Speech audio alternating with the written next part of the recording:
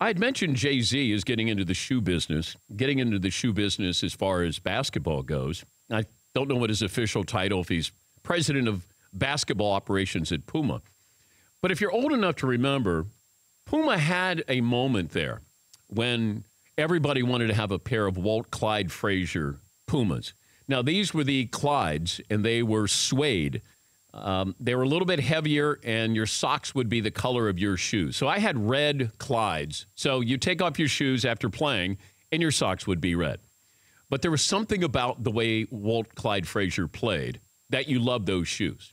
And now Puma is trying to get back into the business here, and I think they've signed Marvin Bagley and DeAndre Ayton.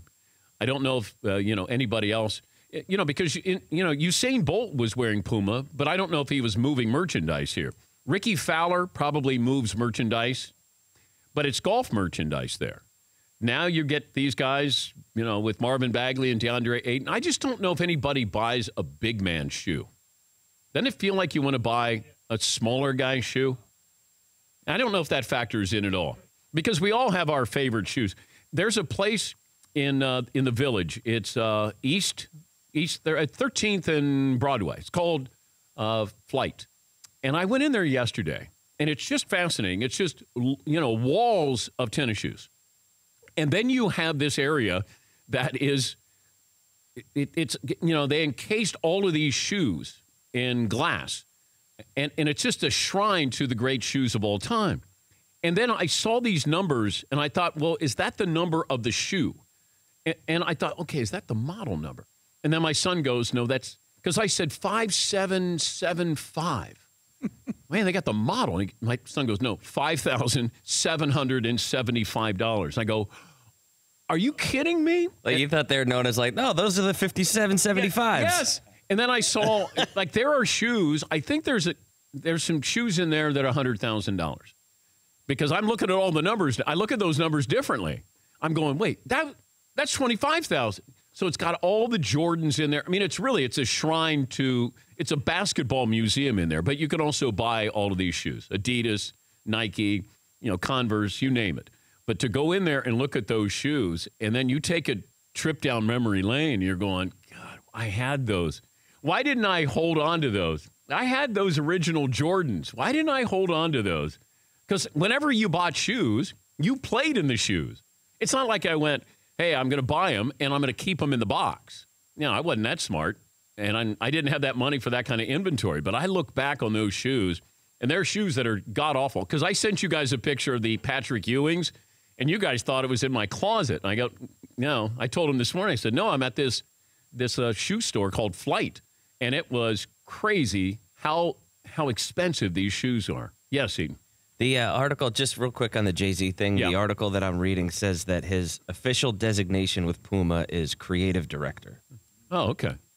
So fancy title there. And he's also an agent. It sounds a lot less than president, though, doesn't it? Yeah, less corporate-y. Yeah. Because I'm creative, man. I'm not like a president. But, yeah, I said to the Danettes, we have to take a field trip and go over and just look at all these shoes, because you'd be amazed how valuable those shoes are. So we're talking about shoes. We're talking about Jay-Z joining Puma, and he's going to be their creative director. You got two of the top players, Marvin Bagley, DeAndre Ayton. They're going to be wearing Puma. They've signed on with Puma. So all of a sudden the door opens, Kevin Costner walks in, and I look down and I go, you got Pumas on. Yeah. Now, what are the odds of us talking about Puma and you didn't just buy those, did you? No, about a week ago, I said to my wife, give me these Pumas. And there was the leather on leather. I said, no, I want the shiny white and the thing. That's what I had when I had them at one point in my life. And, she did, and it showed up. So a little icebreaker for you and I, right? I know, I like that. Can you put your shoe up there on the table? Yeah. Here we go. Now we're talking. Look at that. We're going to get you a Puma deal. There you go. Maybe Jay-Z's watching. He'll sign you up. I identified them early in the history of that. What's your first tennis shoe you remember? It was that one. But, well, I mean, I remember getting Purcells and Converse, but the first one was, I think I was telling you, it was the first time I owned two of anything. And it was for basketball, and it was a big deal. And you could almost tell your economic position in life, in public school. It's like, guys who had a second pair in their locker room. He's like, "Whoa." He comes from money. Yeah, money is exactly right. And it was Pumas, and they make you feel fast. Was that the slogan, or no, you just felt that way?